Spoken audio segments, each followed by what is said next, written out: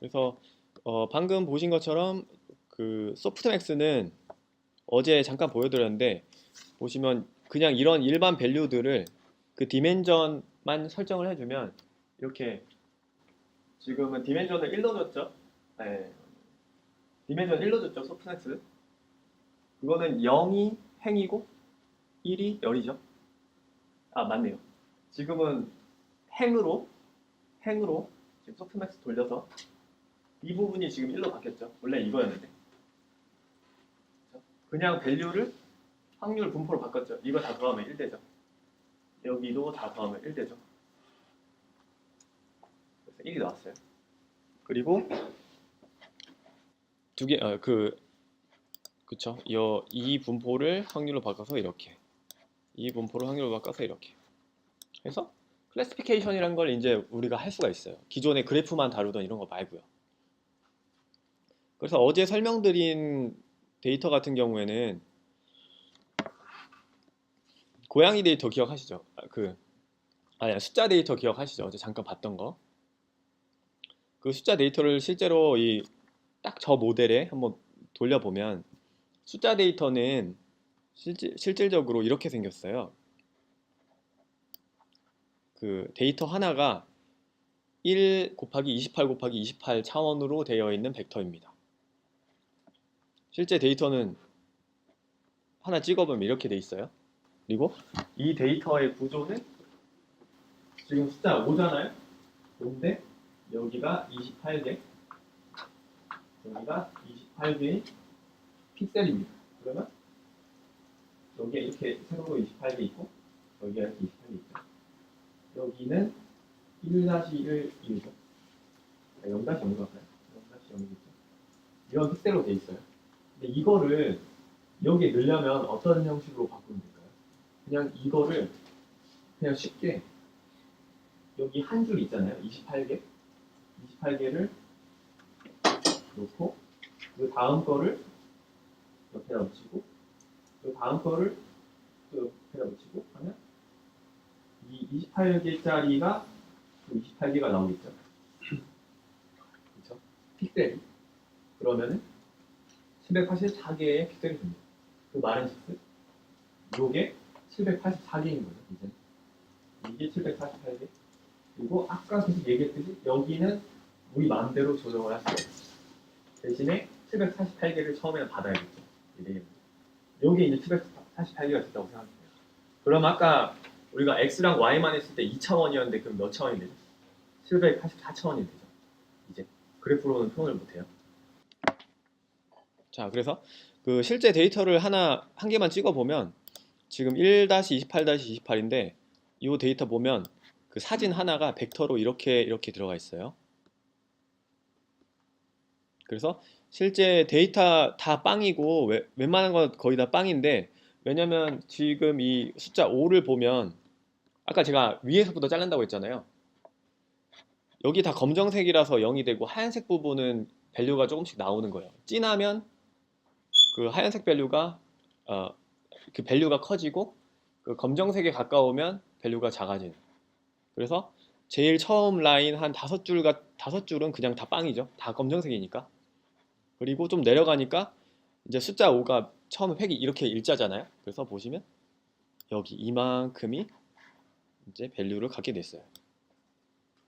그리고 그 다음 라인은 좀 더 많은 밸류가 값을 갖게 됐습니다. 이 데이터가 이제 이해 가시죠? 그래서 뭐 샘플 찍으면 이렇게 5빵, 뭐 4, 뭐 이런 것들이 나오고 이 데이터들의 모델을 아까 뭐 그 말씀드린 대로 클래시피케이션 문제에 이름을 달고 그 다음에 리니어 하나로만 모델을 해볼게요. 근데 리니어 하나만 넣으면은 클래시피케이션이 잘 안 돼요, 맞죠? 784차원인데 저거를 리니어 모델로 한다고? 안 되죠? 근데 리니어 하나에다가 저기 소프트맥스 레이어만 달아도 분류는 됩니다. 왜냐면 소프트맥스 레이어 자체가 익스포넨셜이 있었잖아요. 제곱하는 연산이 있어요. 그렇게 되면 리니어가 안 돼요, 저거 자체가. 그렇기 때문에 리니어를 하나 넣고 그리고 소프트맥스를 바로 해도 되고 인풋에 리니어 하나 넣고 렐로 넣고 그 다음에 소프트맥스를 해도 되고 레이어를 2개 넣어도 되고 3개 넣어도 되고 상관이 없는 거예요. 이제. 근데 이 예제는 좀 빠르게 돌리기 위해서 그 리니어 하나만 넣어볼게요. 리니어 하나 넣고 거기에서 인풋 넣으면 아웃풋으로 받는 거 하나 넣고 모델은 되게 간단히 만들었습니다. 이렇게. 근데 모델 마지막에 제가 얘기한 대로 지금 소프트맥스 레이어가 맨 마지막에 있어야 되잖아요. 근데 파이토치에서는 좀 고마운지는 모르겠는데 지금 여기 아까 제가 말씀드린 그 값을 확률로 바꾸는 게 소프트맥스고 확률끼리 비교하는 게 크로스 엔트로피라는 기법인데 크로스 엔트로피랑 그 소프트맥스랑 같이 묶어서 하나의 로스로 만들어준 펑션을 제공해요. 그게 바로 이겁니다. 그 크로스 엔트로피 로스. 그래서 실제로는 우리가 마지막에 소프트맥스를 달지 않아도 얘가 알아서 소프트맥스하고 그 다음에 확률과 정답 확률을 비교를 해줘요. 정답 확률은 제가 말씀드린 대로 그 정답 외에는 다 0이겠죠. 썸하면 1이 돼야 하니까. 그래서 여기는 소프트맥스랑 크로스 엔트로피가 같이 결합된 크로스 엔트로피 로스를 선언해서 했고요. 원래는 저 로스를 안 쓰면은 여기에 이런 식으로 소프트맥스를 따로 해줘야 됩니다. 선언을 여기도 이렇게 해줘야 되고. 이제 좀 이해하시겠죠? 그럼 우리가 이걸 좀 확장하면 이런 식으로 좀 쓸 수 있겠죠. 예를 들어서 뭐 리니어 2를 추가하고 뭐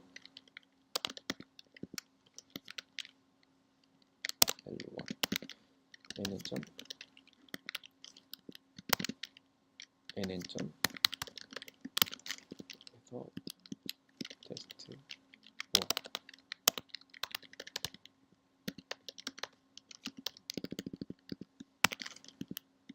이런 식으로 늘릴 수 있겠죠. 레이어를 계속. 그러면 실제로 성능이 좀 상당히 좋아집니다. 레이어 개수에 따라서. 이 경우보다. 그래서 모델을 실제로 생성하고 그걸 돌려보면 그 여기에서 학습할 때 데이터를 하나씩 보면은 좀 이해가 빠른데 첫 번째로 그 학습할 때 데이터를 하나 그 가져와서 그 데이터에 이미지를 띄웁니다. 그리고 그 이미지 띄운 거에서 실제로 그 이미지 값의 벡터를 한번 출력을 할 거예요. 그리고 나서 이 이미지의 실제 정답이 뭔지를 같이 띄워요. 그리고 우리 거 모델을 그 이미지를 넣고 돌려봅니다. 그러면 그 이미지의 값이 나오죠. 마지막 값이. 근데 그 이미지의 마지막 값은 위에서 말한 대로 여기니까 이런 값이죠. 아직 확률 분포가 정해지지 않은 값이죠. 이런 값이죠.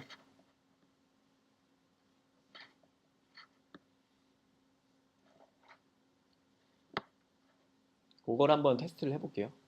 보면 그 기존에 제가 돌렸는데 이거 직접 돌리셔도 되고요.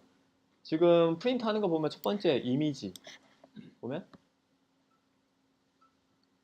첫 번째로 데이터 가져온 게 뭐 이런 식으로 아까 봤던 그 샘플 데이터들을 가져오고 첫 번째 그 그림 하나를 가져오고 그 그림을 출력해 보니까 뭐 보시는 것처럼 하였죠. 이번 문제는.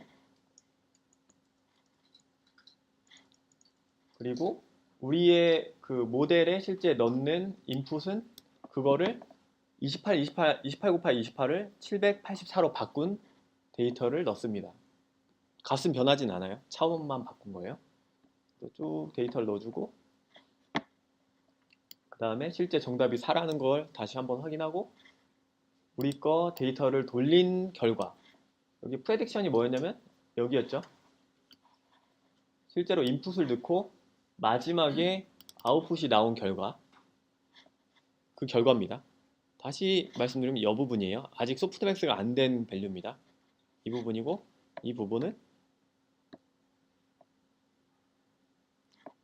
값을 보니까 이 부분인데 저기 아웃풋에서 우리는 이 이미지가 0부터 9까지니까 10개죠.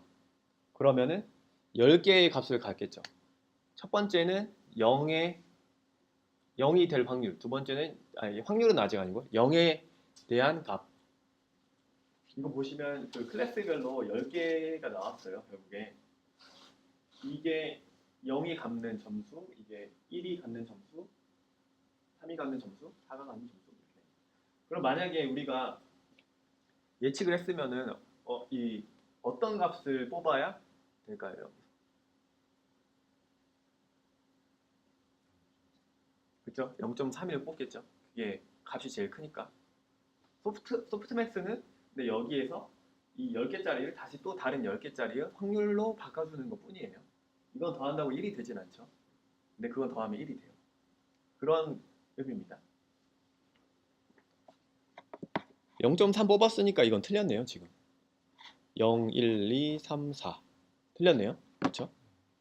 이 학습을 쭉쭉 계속해서 보면 나중에 그 테스트하는 코드가 있는데 이 테스트하는 코드에서도 찍어보면 실제로는 그 시간이 지나면 애들이 예측을 잘합니다. 이걸 한번 보면 7이 나왔고 인풋 이렇게 들어갔고 정답이 7이어야 돼요. 그러면 볼까요?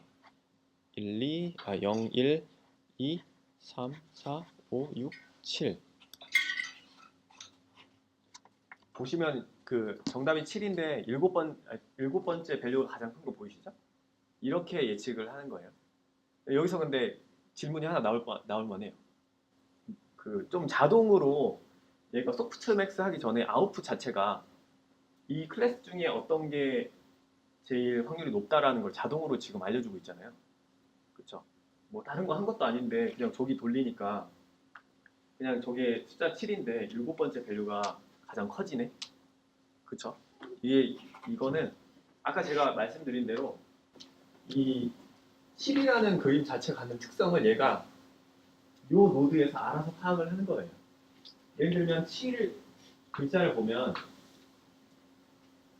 밸류가 여기 양옆에는 어차피 다 검정색이니까 의미가 없겠죠. 근데 여기 부분 이런 포인트를 보면은 7은 약간 1이랑 비슷하지만 여기 앞에 이 부분이 있죠. 그렇죠? 이런 게 다르죠. 근데 이런 게 실제로 벡터에서는 그 숫자로 나오잖아요. 숫자로. 그러면 지금 이 28 곱하기 28 해서 782개의 그 우리는 값이 있는데 그 값 중에 7이 유독 많이 값을 가지는 범위가 있을 거 아니에요. 예를 들어서 7은 한 이 정도의 요 일자 부분 위에 획이 있으니까 이 정도의 값이 갑자기 나타나서 뭐 여기 좀 커지고 이런 분포가 있을 거 아니에요. 이 정도가 이 획을 나타내는 거죠. 그렇죠? 근데 이 획을 나타내는 걸 이게 결국은 인풋이니까 이 인풋이 들어갈 때 여기는 빵빵빵빵 하다가 갑자기 여기 이쯤에서 밸류가 막 생겨가지고 7의 경우 막 생겨가지고 여기로 포워딩이 딱 되면 7의 경우에는 이 부분이 활성화가 되겠죠. 이 획 때문에. 그렇죠? 7은 이 부분이 활성화가 되겠죠. 근데 이 부분은 1도 활성화가 되겠죠. 이 나머지 여기 세로 획. 그러면 1이랑 공유하는 부분이 생기지만 7만이 가지는 유일한 분포가 생겨요. 이 W 값에 의해서. 나중에 백프로파게이션 하면서 뭐 에러 바꾸고 그러면서 이제 그 느낌이 오시네. 이 C를 자동으로 구분할 수 있는 방법. 이렇게 계속 쭉쭉쭉 가다 보면 결국에는 얘가 배우게 되는 게 이 마지막 밸류에서 우리가 로스 대비해서 얘를 업데이트 시키니까 방금 말씀드린 것처럼 인풋에서 빵이나 아니면 중간에 빵이 됐던 것들은 인풋에서 빵이면 여기 들어가는 거 거의 다 빵이고 인풋에서 빵 아니어도 나중에 돌아가서 빵이 되는 것들이 생겨요. 이 활성화되는 노드들이 7만이 가지는 고유한 활성화되는 노드들이 생긴다는 거예요. 그 고유한 활성화된 노드는 바로 이 파라미터 밸류들이 됩니다. 왜냐하면 이 노드를 실제로 빵으로 만들려면 이 파라미터가 빵이 돼야 돼요. 곱해집니다. 네. 그래서 뭐 클래시피케이션은 이 정도로 하고요. 이거는 실제로 그 한번 돌려보시고 데이터를 보시면은 좋을 거예요.